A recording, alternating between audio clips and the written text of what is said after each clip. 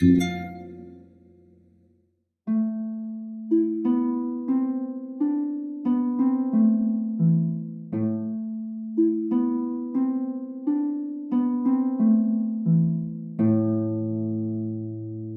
day, long ago, all the colors of the world disappeared.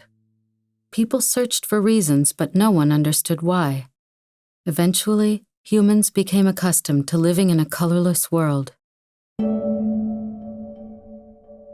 One night, a little less long ago, a brother and sister fell asleep and found themselves in the same dream. In the dream, they were approached by a hummingbird, a butterfly, and a bee. "Please help us," asked the hummingbird. "Our kind is in great danger," said the butterfly. "We cannot survive without colors," said the bee. "We don't know how to find our food," said the hummingbird. "We don't know which flowers are safe to drink from," said the butterfly. "You are in danger too," said the bee. "Humans need us to survive," said the hummingbird. "Because all life is interconnected," said the butterfly. "Will you help us?" asked the bee. Finally, Minka said, "We would like to help, but how can we? We are rather small."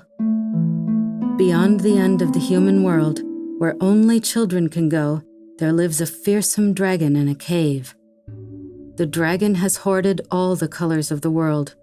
"You must retrieve the colors from the dragon and return them to the world," said the hummingbird.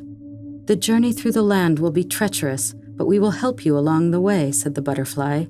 "You are even smaller than we are," said Misho. "Sometimes there is great power in small things.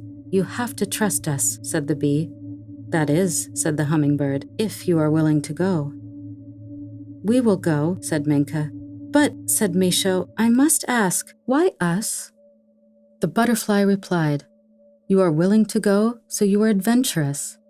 You know it is treacherous, so you are brave. You are willing to help, so you are kind. That is all we need to know." "And now we have a gift for you," said the bee. "We convinced the spiders to make it." She handed Minka a tiny bag. "It is soft but very strong, and if you are ever in danger, it will protect you." "But it's so tiny," said Minka. "Remember, Minka, there is power in small things," said Misho. "You are learning," said the hummingbird. "And now we must return to our kind, but we wish you a safe and successful journey. We will assist you when we can." "Wait," said Minka. "How do we get to the land beyond the human world?" "Leave early in the morning while the sky is still dark. Keep your eye out for clues. They will help you find your way," said the butterfly. "Goodbye. We wish you well," said the bee. "Wait," said Misho. But they were gone. The next morning before dawn, Misho and Minka set out on their journey. They walked along the village road to the end of town. They had never gone beyond the end of town before. "Where do we go now?" asked Misho. "I suppose we should look for a clue," said Minka. They looked around, and just then a cloud passed the setting moon. "Look at that cloud," said Minka. "It looks like a fish." "We must follow the river to the sea," said Misho. They followed the river through forests, then marshlands, until finally that evening they reached the seashore. A chilly wind blew in from the water and the sky grew dark. "I'm cold," said Misho. "Maybe we can climb inside the bag," said Minka. "It's too small," said Misho. "It's stretchy though. Just try," Minka replied. They pushed and pulled and stretched and strove, and sure enough, they were both able to comfortably fit inside. "In the morning," said Misho, "we will have to search for another sign." It was warm inside the bag, and they were lulled to sleep by the sound of the ocean waves. Minka woke a little before Misho and looked up at the sky. It was still pitch black outside, and Minka could see many stars above her. She noticed one was glowing brighter than the others, and then it suddenly shot across the sky and briefly lit up an island in the distance. "That must be where we are to go. But how will we cross the sea?" Minka wondered. She woke Misho. Misho yawned and asked, "Where do we go next?"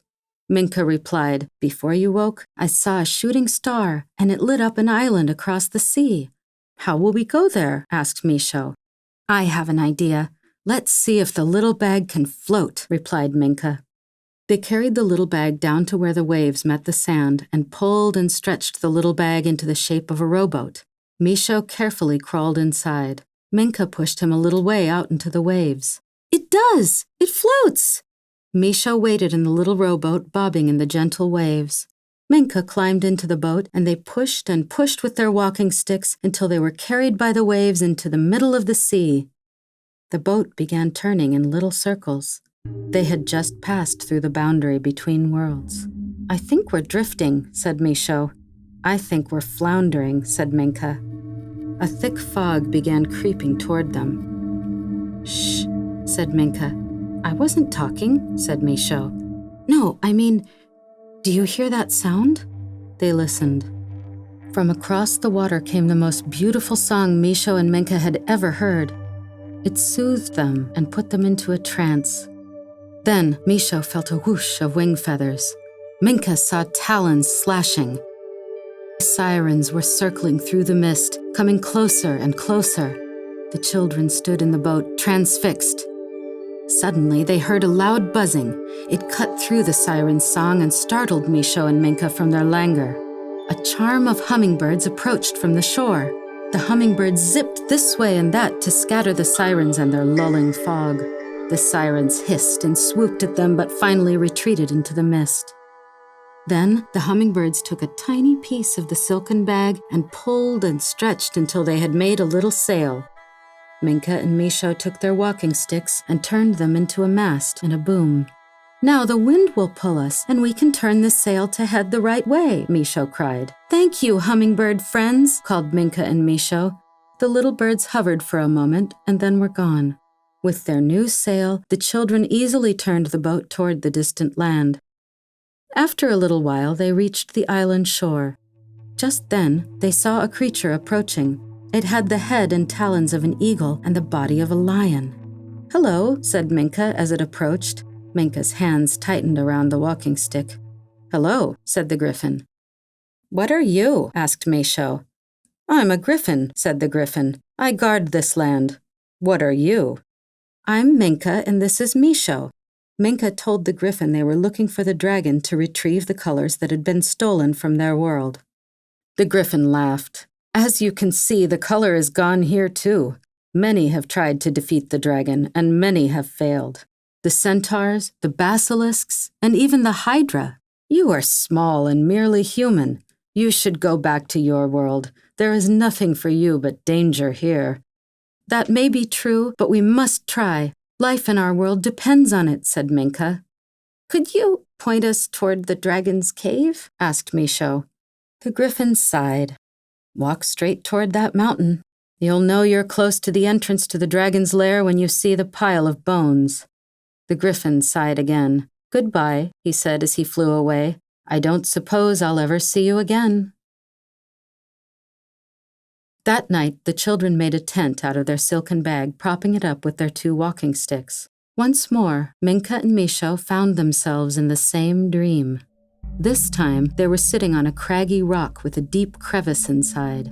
A voice emerged from inside the dark hole. "I know," it growled, "that you are coming to see me. I know," it hissed, "that there is something you want from me. And I know," it bellowed, "that you will fail. Even if you find me and survive my wrath, you'll never find the colors. They are anchored. They are hidden. They are mine." Minka and Misho stared into the crevice, trying to catch a glimpse of the dragon. Finally, something moved below in the darkness. They realized they were staring into just one of the dragon's giant eyes. When Misho and Minka woke in the tent, it was just before dawn. Minka crawled out of the tent into the dew-wet moss and looked around. Misho woke a moment later. He crawled out of the tent to join Minka and asked, "How did the dragon know we are coming?" "The griffin," said Minka, "must have been a spy." They looked up to see if the griffin was circling anywhere nearby. "How will we get to the mountain without the dragon knowing?" asked Misho. Just then, several butterflies flew toward them. "We will give you cover while you walk," the largest one said. "My friends and I." They walked together toward the mountain, a cloud of butterflies glittering overhead. The mountain loomed larger and larger as they approached. "We wish you well," the butterflies said when they reached the mountain, and then they were gone. "How do we find the entrance?" asked Misho. "Like the griffin said," Minka replied, "look for bones." They walked around the base of the mountain looking for evidence of those who had come before. Finally, Misho called out, "I found something!" It looked like a tooth. It was very sharp and very large. "Maybe it's from the Hydra's head," said Misho. "One of its heads," said Minka, and shuddered. As they drew closer to the mountain, they found more and more bones. They began having to climb up a pile of them just to get to the opening. Minka turned to Misho. "It's no use. We'll end up as part of this pile if we just walk into the crevice." "We could sneak in at night," Misho said, "when it's sleeping." "Yes," said Minka, "but maybe there's another way in." They carefully navigated their way back down the pile of bones, hoping they wouldn't clink too much and attract the attention of the dragon. After they found a place to camp, nestled within a brambles near a clump of trees, they rested and waited for the pale gray sun to set. Minka watched the stars appear, a few at a time, while Misho slept next to her. A slender crescent moon began to climb the dome of the sky. Then, a jagged sliver of red light appeared in the mountain. "Misho," said Minka, "wake up." Misho blinked a few times as different colors showed through different cracks. "The cracks!" Misho suddenly cried. "Of course! Where the colors leak out. That's how we'll find a secret entrance." "Yes," Minka said excitedly. "Hopefully we are just small enough to fit through. And hopefully the dragon is sleeping." They wove their way through the trees at the base of the mountain and climbed up toward the cracks in the ridge. As they approached, they heard a rumbling sound coming from inside the mountain. They reached the edge of one of the cracks and peeped inside the mountain cave. The dragon lay sleeping amidst heaps of treasure he had hoarded inside. The rumbling sounds were, in fact, his snores. When he exhaled, flames of different colors shot out of his nostrils and reflected off the gold and silver-lined cave. "We need a rope to get down there," Minka said. "Maybe we can use our little bag," Misho said. They stretched the silken bag into a coil of rope and tied it to a tree. They tied the other end around their waists and slowly, carefully lowered themselves down. Suddenly, the knot came undone. Minka and Misho plummeted down, the rope still coiled around them, and landed on the dragon's head. They rolled and tumbled down his snout and landed in a pile of rubies on the floor. 2 giant eyes opened angrily, and the dragon raised his enormous head. He regarded Misho and Minka and said, in a voice as deep as the ocean, "I thought I told you not to come here. How dare you defy me? Well, you know, maybe it's not so bad that you did. You'll make a nice little midnight snack. I'm quite fond of roasted child." The dragon inhaled deeply, and Misho and Minka felt they were being carried by a mighty wind, and then everything went dark. "Where did you go?" they heard the dragon ask. "Where are you hiding?" "I can't see anything," Minka whispered. "Me neither. Where are we?" Misho asked. The dragon let out a terrifying roar accompanied by a blast of rainbow-colored fire. Minka saw a long tunnel leading away from the chamber they were in, with the bright, colorful flames traveling through it. "I know where we are," said Minka. "When the dragon took that deep breath, I think we got sucked in. I believe we are inside the dragon." "How do we get out of here?" asked Misho. "Maybe we can climb up his rib cage and out through his mouth," Minka said. They began climbing the rungs of the dragon's ribs like a ladder. As they passed by his heart, Minka stopped and said, "Look, Misho, there's a furnace inside his heart. That is where the colors are, locked inside. Quick, the little bag." Minka opened the door to the furnace inside the dragon's heart and poured the colors into the little bag. Then she blew out the flame.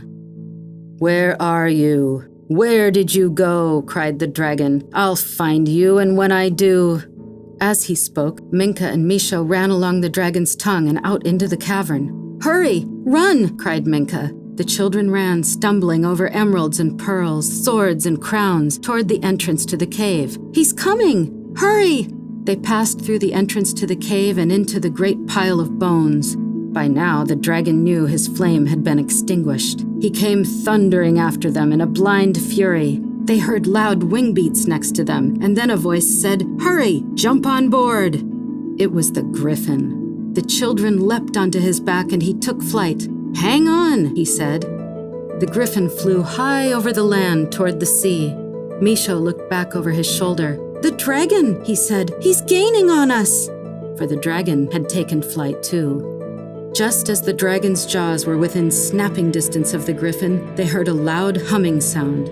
Misho pointed up ahead. "What's that dark cloud?" he asked. "I don't know," said the griffin, flying as fast as he could. "It's the bees!" cried Minka.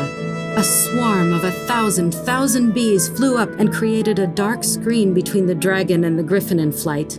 The dragon tried to go around them, but there were simply too many. They surrounded the dragon so that anywhere he tried to go, he was inside a cloud of bees. "He's turning back!" shouted Misho.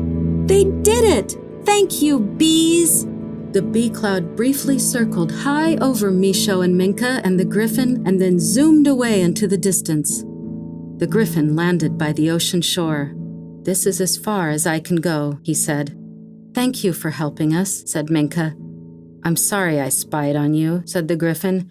"We were all terrified of the dragon and we always had to do his bidding. That is, until you brave children came. I never thought we would be saved. And now the colors will come back too." "Tomorrow," said Minka, "at dawn." "How will we avoid the sirens?" asked Misho. "Oh, they'll be asleep by now," said the griffin. "Watch out for the kraken, though." "What's a kraken?" asked Minka. "You don't want to know," said the griffin. "Just sail swiftly and you will be fine." "Thank you, griffin," said Minka. "Thank you, Minka and Misho. Come visit any time." The children sailed quickly across the sea, back to the human world, and followed the river back to their little town. They arrived home early in the morning before anyone was awake. It was almost as if no time had passed since they left. Together, Misho and Minka opened the little bag and let out the colors, which flew up into the sky and spread out over the world, just as the sun was rising.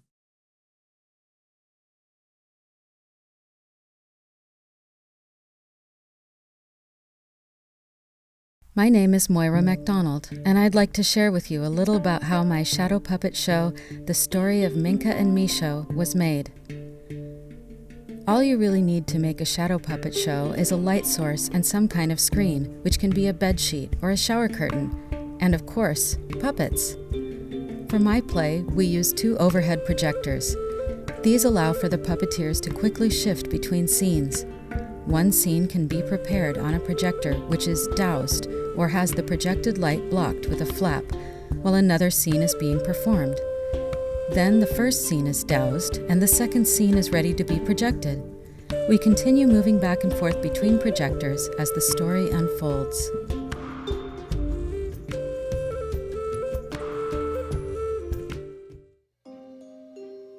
I hope you've enjoyed this chapter of the Getty's Fantastic Journeys, Myth, Magic, and Mysterious Monsters. Be sure to check out the link for my workshop on how to make your own shadow puppets, just like the ones you saw in the story of Misha and Minko. At the Getty website, you can also find links to 2 other stories with accompanying workshops. Look out for the wonderful Michael Katz telling an Eastern European tale and the amazing Baba the Storyteller sharing a delightful yarn from Africa.